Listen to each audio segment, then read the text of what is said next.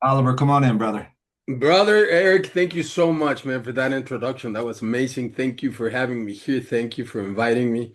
I love the energy of the meeting, man. I have to tell you that this is the first one, man. I love it.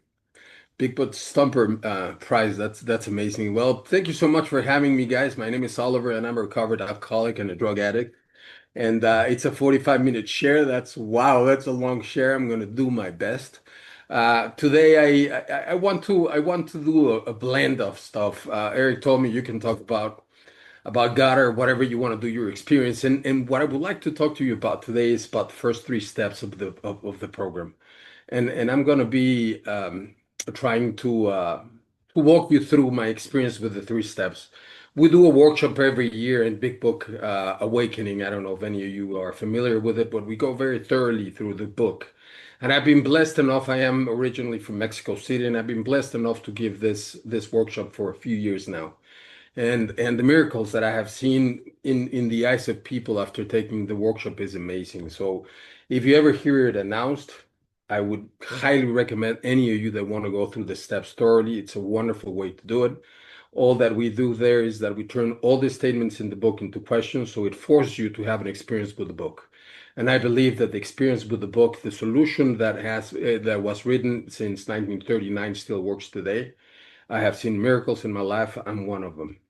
So I'm going to start by the first step, and the first step for me, I mean, I heard what you guys read, and it's really important for all of us to understand. And for me, it was very important to understand that I am incredibly sick.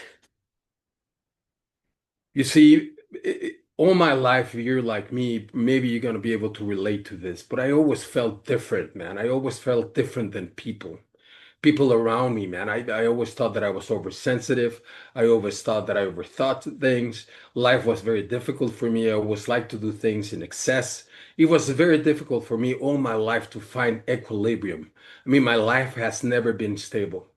I'm the type of guy that in the morning wakes up with great ideas and wants to eat the world up. And then by the afternoon, man, I want to kill myself. I'm not exaggerating. That's the story of my life. So that was before I drank. I'm talking to you when I was very, very, very young. You see, so this thing that lives inside of me, that's my disease. You see, when I came to AA the first time, I thought that just by quitting drinking and drugging, I would be okay. That life would, for the first time in my life, will make sense. But unfortunately for me, is that when I stopped drinking and drugging, man, life got really shitty, really difficult, man. The problems really start to appear. You see, problems when you're high, at least when I was high, when I was using drugs, they were very easy to solve because you know something, alcohol and drugs, they do work. They do add added value in my life. For me, those crutches worked for many, many, many years. It solved my insecurity. It solved my insufficiency. It solved my low self-esteem. It solved all my fears. You see, it truly gave me service. You see, the book talks about God over and over and over, and we read the nine-step promises in a lot of meetings around the country. You see, and those promises, those are the promises that I felt when I was high, guys. If you go back and you read the nine-step promises, when I used to drink and use drugs, that's exactly how I felt. So for me, drugs and alcohol were never my problem. They were always my solution. I was born unmanageable. And this is a very important point that I want to make to you guys. It's not that my life became unmanageable because I used. I was born unmanageable. I was born with this condition that today I understand it to be called a spiritual malady, right? It's an existential void that I have always carried with me. Doesn't matter what I did. You see, people told me if you reach success, if you get married, if you get kids, if you are successful, if you're popular, if you have friends, life is gonna make sense to you. You finally gonna be happy. And guess what? I was fortunate enough to do it all. I was incredibly successful in business. I have two wonderful, beautiful kids, man, the light of my life, Jimena and Nicolas. I got married. My marriage wasn't that good, but I mean, I had it all. I had the house, I had the toys, I had everything. Success, I had big office, I had the assistants, I have everything. But that emptiness, that void, that spiritual malady stayed with me. Didn't matter how many dollars I put in it. It doesn't matter how many drugs I put it in. It didn't matter how many relationships I put in it. The void was still there. So if that's the case in my life, what does alcohol and drugs have to do with it? And by that I mean is this. Alcohol and drugs are just a manifestation of my disease. Alcohol and drugs were the only things that let me be with you guys, amongst you guys, to feel one more of you guys. Without them, I feel like a Martian, man. So what's the problem with drugs and alcohol? For me, what was the problem? That the solution stopped working. You see, so every time I need to consume more and I need to do more of the same thing, more days of the week. In other words, I was high every day and the solution stopped working. That's when my life was truly unmanageable. But what alcohol and drugs gave me for a long, long time was manageability of my life. It gave me power. You see, all my life I've been seeking power. Power to do what? To live my life. Not to stop drinking, not to stop drugging, to be able to understand the world and to be able to live within myself. You see, the worst critic that I have in my life is me. My worst punisher, it's me. You guys haven't done anything to me. Life hasn't done anything to me. I am the one that punishes myself every day. But it's been like that all my life. It has nothing to do with me using. I was before using. So I'm trying to tell you who I was before I used. So then when my solution stopped working, and I was truly in a really, really, really dark place. And that's the gift of desperation because I didn't know what else to do. So this is very important for me to tell you because I'm the type of guy, I tried everything.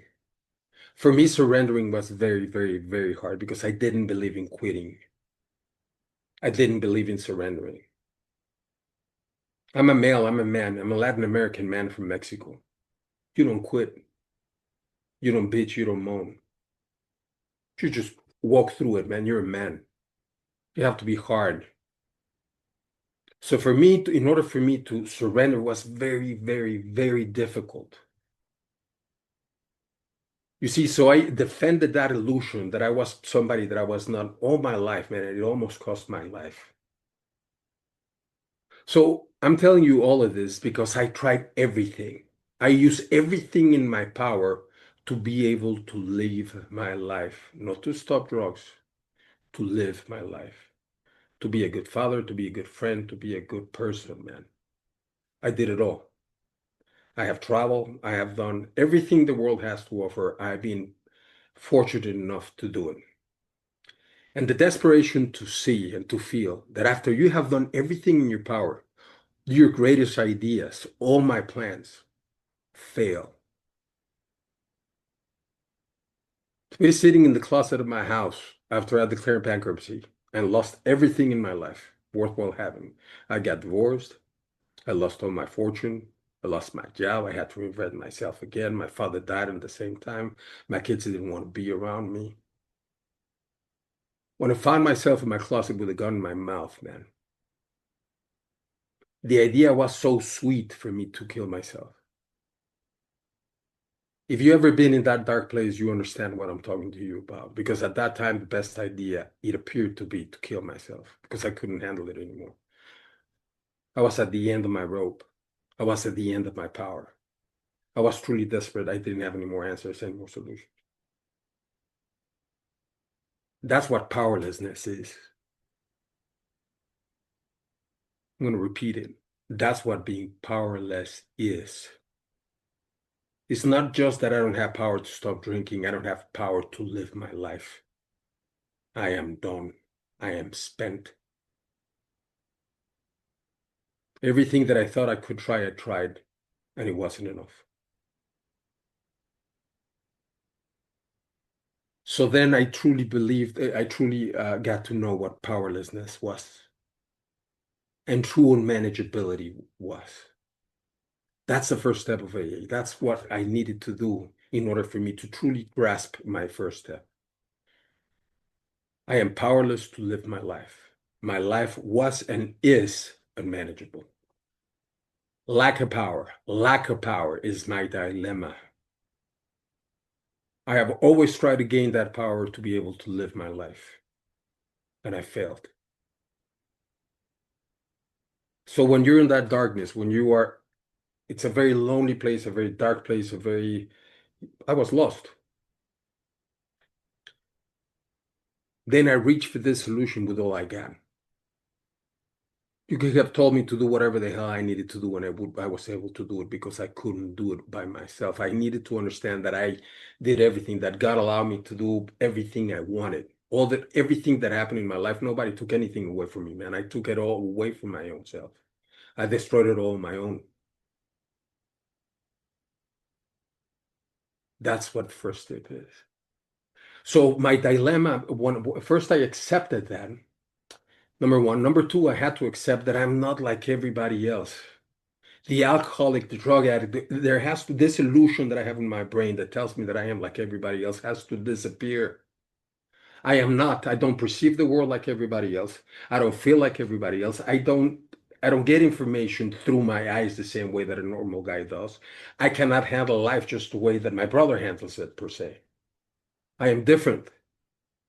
And I am different not only with drugs and alcohol. And this is very important because a lot of people think, and for the newcomers that are here, all of you guys that raise your hands,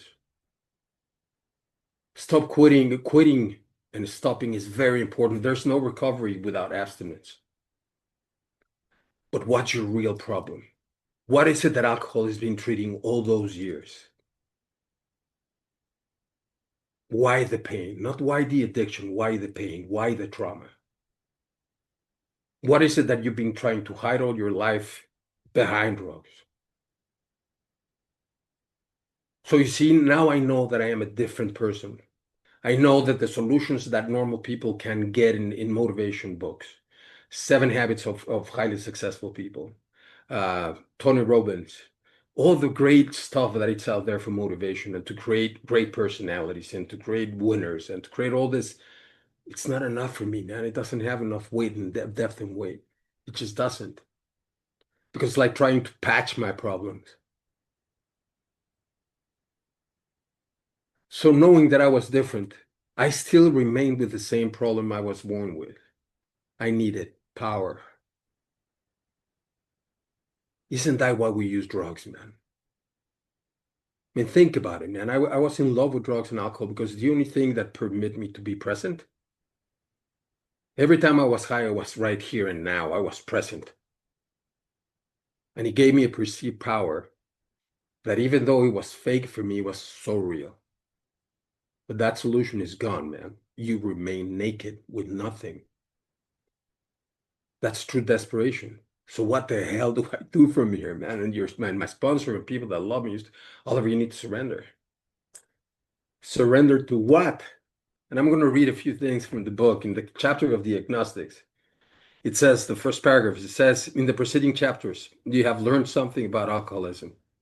We hope we have made clear the distinction between the alcoholic and the non-alcoholic. If when you honestly want to, you find you cannot quit entirely, or if when you drink, you have little control over the amount you take, you are probably an alcoholic. If that be the case, you may be suffering from an illness which only a spiritual experience will conquer. This is what truly threw me off, man. Blew my mind. Because so wonderful and beautiful promise. There is a spiritual solution for my malady. But how in the hell do I get that? Where is that? I was raised a Catholic, man. I went to church every Friday in my school.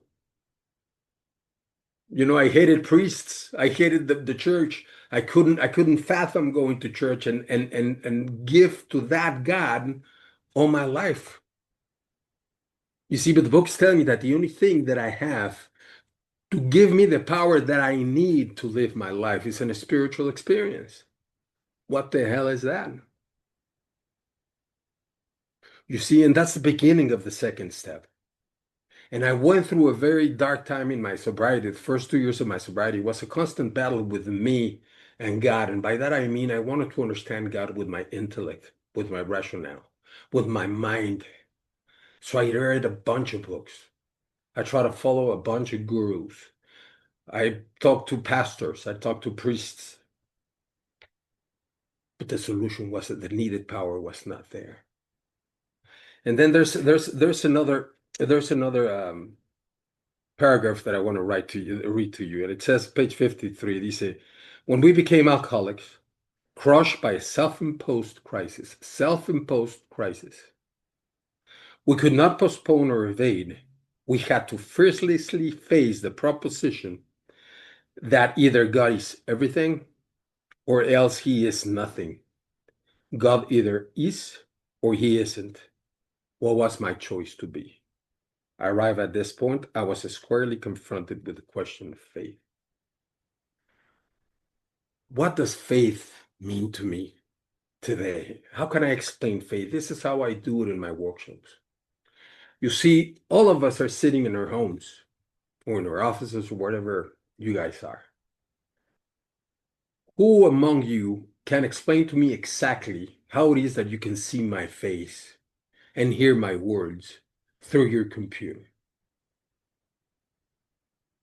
How many of us depend on our iPhone with our lives?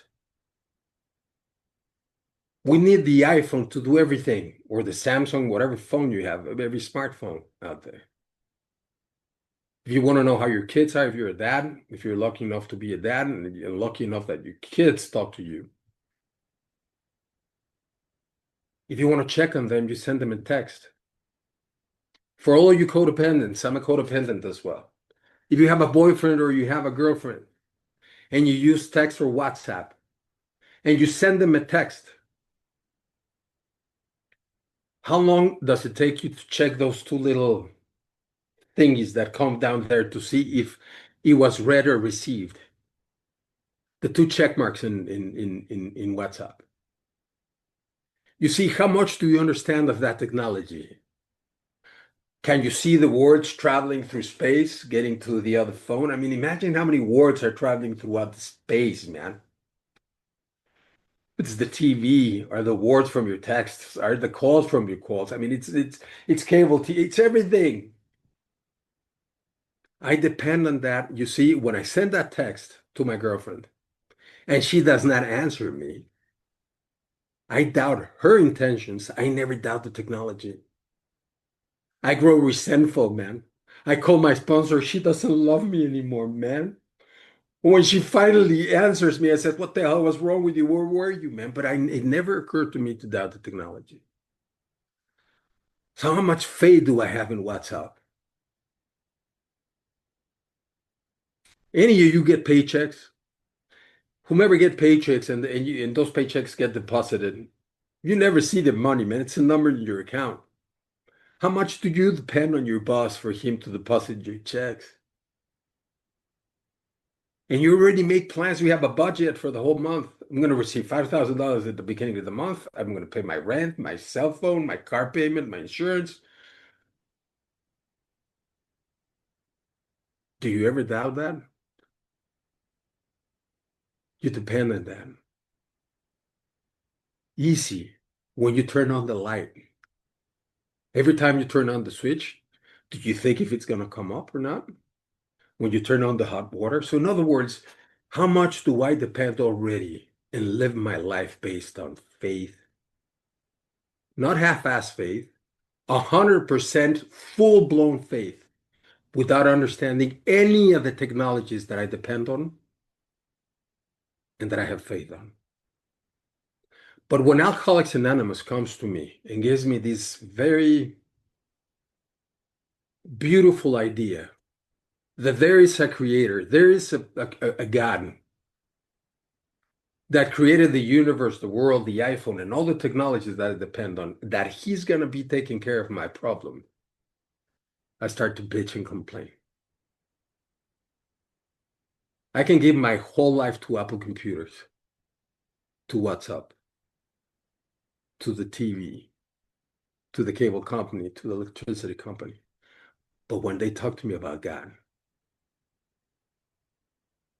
even though I don't understand God, and I don't understand God today, as I don't understand WhatsApp or what's happening right now on Zoom, but I depend on both equally. I was invited over a text to come and share with you today. And I am sharing with you in my office. You guys are on the East Coast, man. I'm in San Diego. So that's what faith is. That's what I needed to understand faith was. Faith is nothing other than just trying to give it a chance, a shot, just like I give it every day to technology. The God of Alcoholics Anonymous, the God of this program, it's a personal God. It's a God that wants to heal you, that wants to love you, that wants to hug you, that wants to take the obsession away from you. It's a God that's going to take care of your finances, of your relationships, of your anxiety, of your trauma. It's a God that is going to truly work in your life. Why don't you give it a chance? You see, faith is the result of an action. If you stay sitting on your couch praying all day long, I don't care how many rosaries you pray, your knees are going to be bleeding of how much kneeling you're going to make. If you stay home and you don't go out there and live your life, how in the hell are you going to know that God exists? You see, faith is a result of an action. God, I'm so afraid of going to work. Can you please come with me? See what's behind that prayer.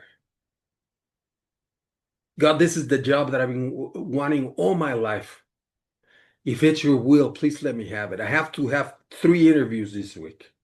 Please come with each one of them with me and see what happens. My wife doesn't forgive me. My kids don't forgive me. My neighbor can't stand me. God, please help me and have their heart heal. Ask whatever the hell you want, but you have to follow it up with an action. Just like an iPhone.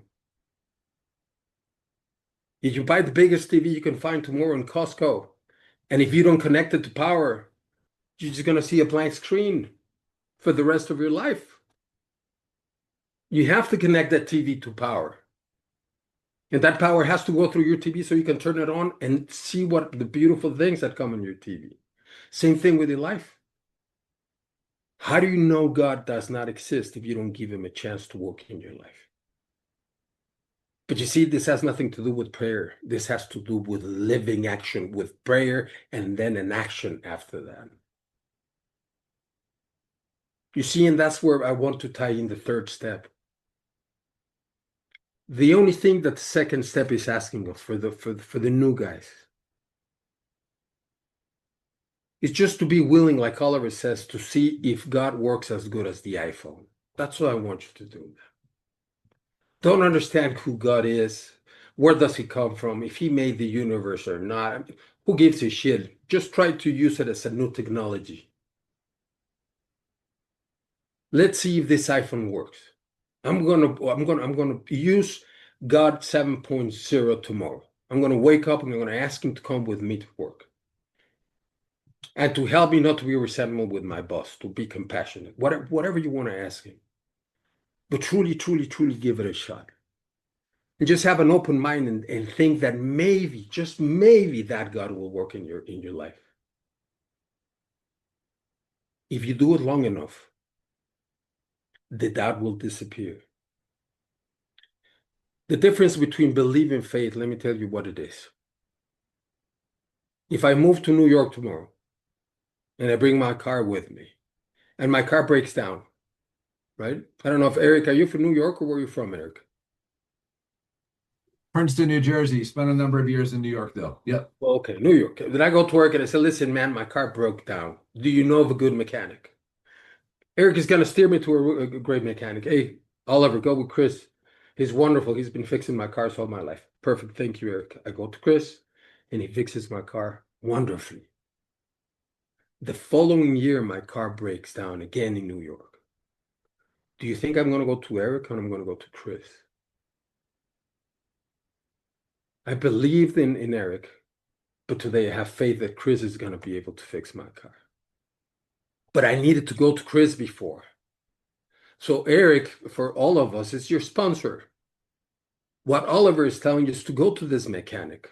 Go and take your car and see what the mechanic does with your heart. See what the mechanic does with your brain.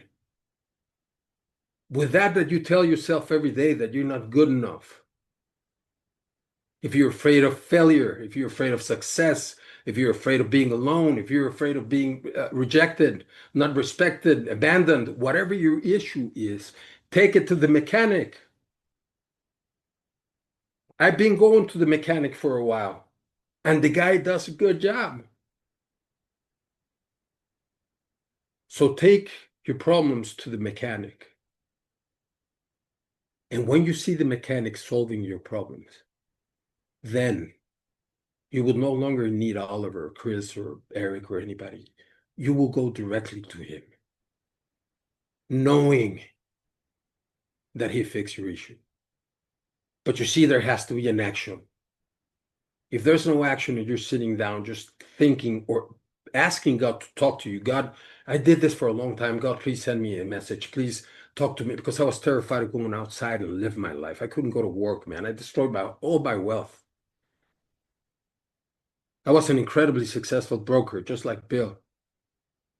And I lost all my money. I lost all my career. I broke everything. I made so many stupid decisions because I was high that I didn't have any self-esteem, any self-respect, any self-love. I didn't have any guts to go to the office, as simple as going to work.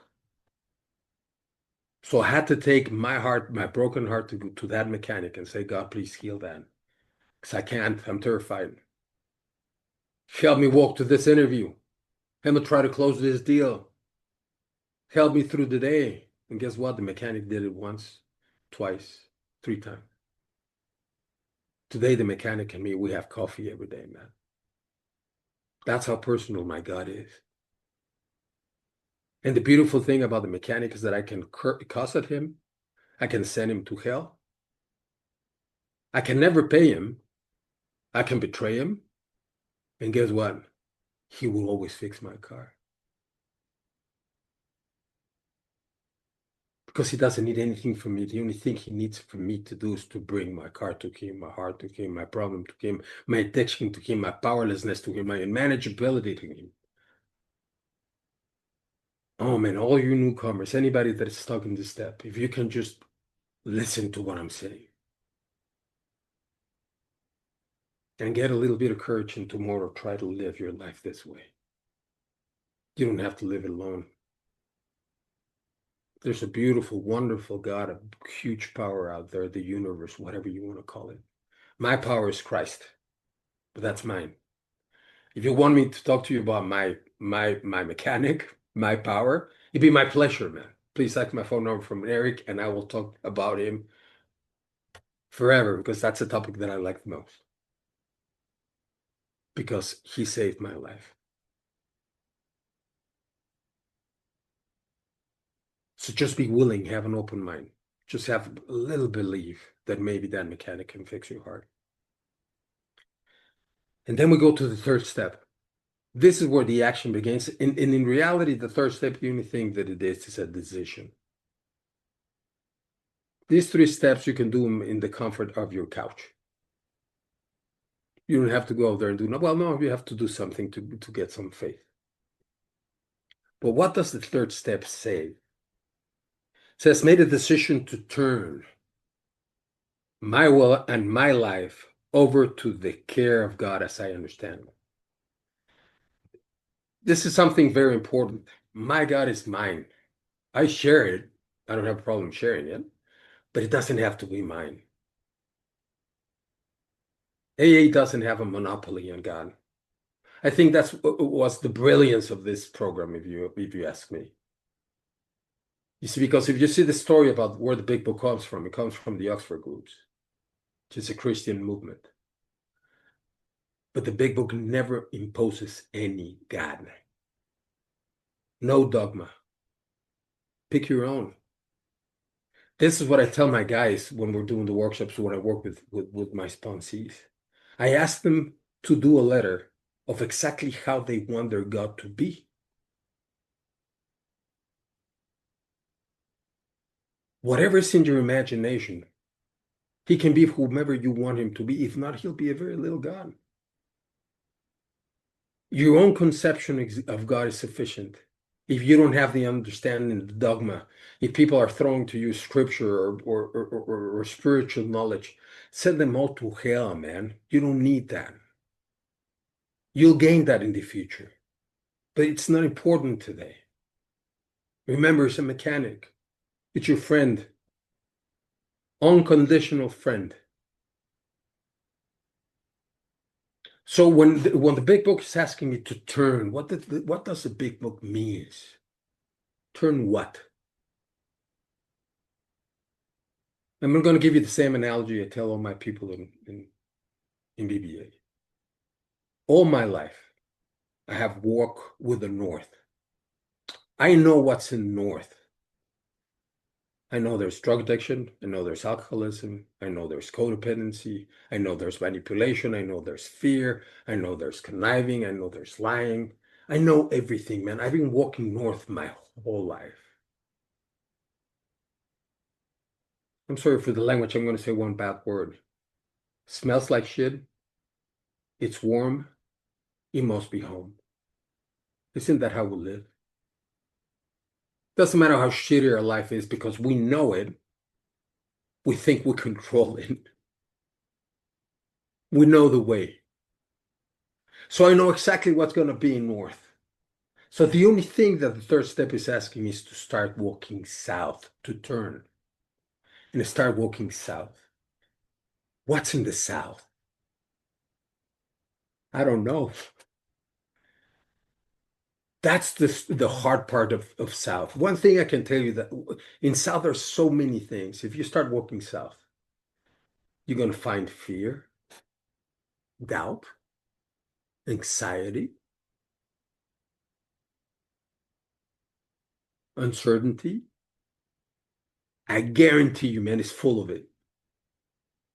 It's also full of love, opportunity, success, worthiness, self-love, magic, dreams, presence, unconditional love. But the problem is that I'm asking you to start walking in the direction that you have never walked on. You see, if I drop you off today in China and Hong Kong, if you've never been in Hong Kong, you don't speak Chinese, how afraid are you going to be? You're going to be incredibly afraid. You don't know where you're at. You don't know the language. You don't know where to go. You don't know what to do. You don't know nothing. But you don't have a choice. You're in China. You have to do something in order for you to survive in China. What are you going to do? Get shit-faced? Bitch and complain that you're afraid? And start to then on the streets? I mean, what are you going to do? You're going to do your best to keep on walking south. So what I'm trying to say is this. People think, and this is something that I have to share because this is what happened to me when I did the third step prayer. When I got on my knees with my sponsor, and they say all these wonderful things happen, that people see fireworks and they see this white light and all this beautiful spiritual awakening. So guess what? When I did my third step, I didn't feel anything. It was as horrible as it was the day before, even worse, because nothing happened. There was no fireworks. Until I had the blessing of having a sponsor that told me, Oliver, the third step means that you're going to start walking on faith. Remember the mechanic, remember the technology. You're going to have to start walking your life without knowing, without certainty, without control. And guess what? Some days you're going to be fearful. Some days you're going to be anxious. Some days you're going to feel like you're lost. As long as you don't turn back to go north and relapse, God is going to catch you on the other side. Because I'm not walking alone going north this time. I have God with me. But the problem is that God doesn't talk to us every day, man. I mean, sometimes you can see him whisper in your meditations, but wouldn't it be grand to have a phone number than just to call him up and say, God, I'm afraid. Am I doing okay? But we don't have that, man. It's an intuition when we get to God, we get to know God. In meditation and in prayer, sometimes there's people that tell you that God talks to them. So the only thing that the third step is that we have to walk in faith in a direction that we have never walked for or to. And it's not going to be easy. It's going to be hard. But that does not mean that you're not working your program, that you're taking control of your life again, that life sucks, that you're sick, that All the stuff that we hear in meetings, I took back control and I'm not working my program, okay? And man, all that negative talk, the only thing that does, it keeps you stuck in the same place.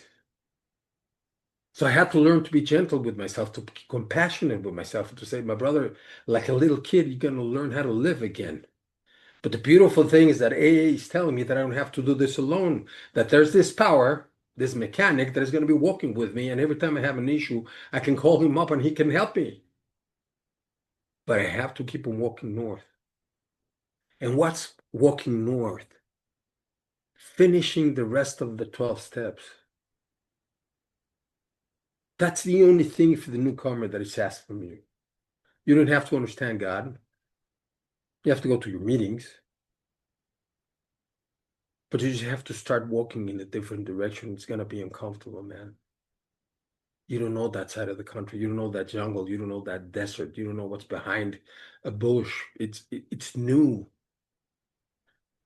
And it feels vulnerable, and it feels scary, and it feels anxiety, and it feels all these feelings that we hate to feel. You see, why did I use drugs? Because I don't like to feel. I love to feel happy. I love that. But everything else, man, feelings, man. But we need to learn how to start living with ourselves. So the third step, not to do that complicated, man. The book says that we have a new employer. If you're an employee, what does that mean to you? You depend on him for your paycheck. You depend on him for direction. You depend on him for promotion. Without that, you'll be lost at your job. Here's the principle where they're his agent. What does that mean? What does an agent do? I was an agent all my life. I was a broker. I was doing transactions on behalf of somebody else. You're doing transactions on behalf of God, of that power that made you. How powerful is that, man? How scary is that for all of you guys that don't know God? You mean that I have the power of God? Yes, you do. How would you know? Go out and figure it out. Take some risks. Bless some people. Do some service. Sponsor a guy or two. Be kind to your wife, to your kids, to your neighbors. Spread love and see what happens. That's what the third step is all about. We've been trying to be the actor, the director. We have been the main character of our lives, all our lives. How does that work for you, man? If you're in this meeting on a Sunday, man, it's because you don't have an idea on how to live your life. If not, you will be having fun someplace else, man. Why are you listening to a talking head telling you how to live your life? Because you can't on your own. That's why we're here. Because we're powerless. We need of each other and we need of God in order for us to be able to have a decent life, to be able to be at peace. If you're like me, man, without that surrendering, without that letting go, without that being able to live in certainty, I go insane. It's really hard to live with me because I try to do things my way, and if they don't come my way, I get really frustrated. I start telling me how stupid I am, how incomplete I am, how insufficient I am, how dumb I am, how less than other people I am. You see, I'm a great manipulator. My friends used to call me the manipulator. I'm a great salesman. I love to get my way with people. Gets me high. I know how to cheat and lie. I'm good. I'm really good. But all that was walking south. They go north. I'm walking south now. So getting rid of control, something that I thought I had, but I never had it. Look at your life. How are you doing? You're in AA, my brother, my sister. You tried for how many years? How did that work? We're not in an investment conference in a Sunday. We're in an AA meeting. We're not solving the world problems. We're solving our inner fucking demons that we have every day. How do I walk one more day in this earth without using and blowing my brains? You tried it hard. Remember everything you did. Put in a list everything you lost.